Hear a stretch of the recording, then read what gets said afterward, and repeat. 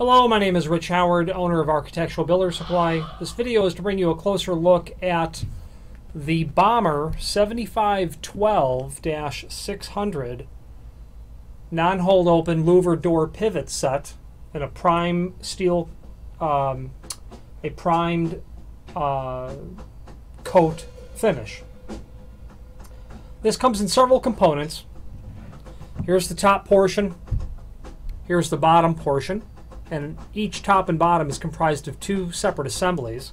I'll show you those in a moment. Before we go further, you'll get a bag of screws to fasten it all. Top portion, you're going to get your top pivot bracket. Of course, I've showed that the opposite way in which it goes. Okay, that's going to mount to the jamb. And then this is the door portion that slides up into the hole like this. The bottom portion looks like this. That's the frame part. Here's the door portion, and it's that miter cut that's done on the bearing sleeve that allows these to be double acting. So it's a gravity sort of pivot, okay, and the weight of the door will always force it to find center again, okay. Following the directions on the template below, there's a link to the template below this video. You see, you see some important dimensions, and I've installed these several times, and they're really easy to install. But a couple of words of note for you. First of all, these are for 7/8 to inch and 5/8 thick doors, okay, up to 50 pounds, and up to about 30-inch wide. You get into bigger stuff, and this material is not engineered for it. You'll need to go with different sorts of hardware.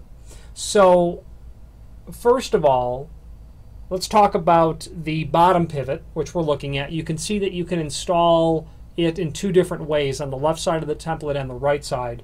The right side basically requires you to cut a notch out into your door.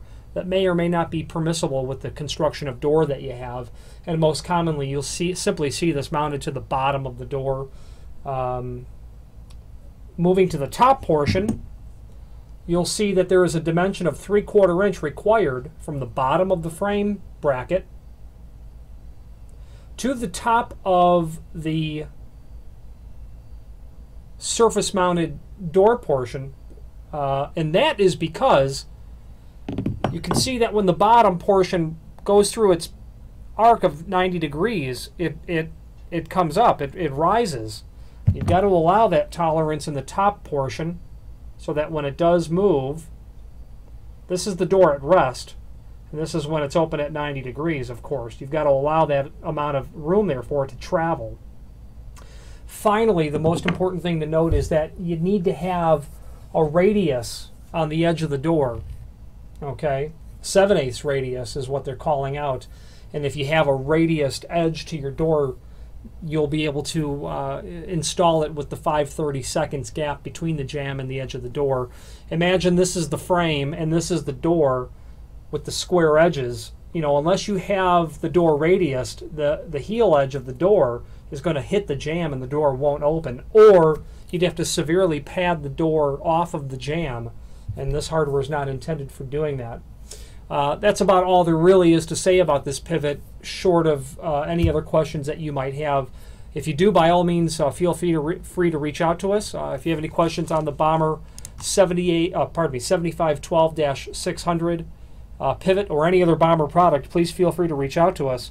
This is available in different colors, first of all. In addition to that, you might be able to see on top of the Bommer logo, it says Made in America. That is a fact that Bommer is quite proud of, as am I to represent them.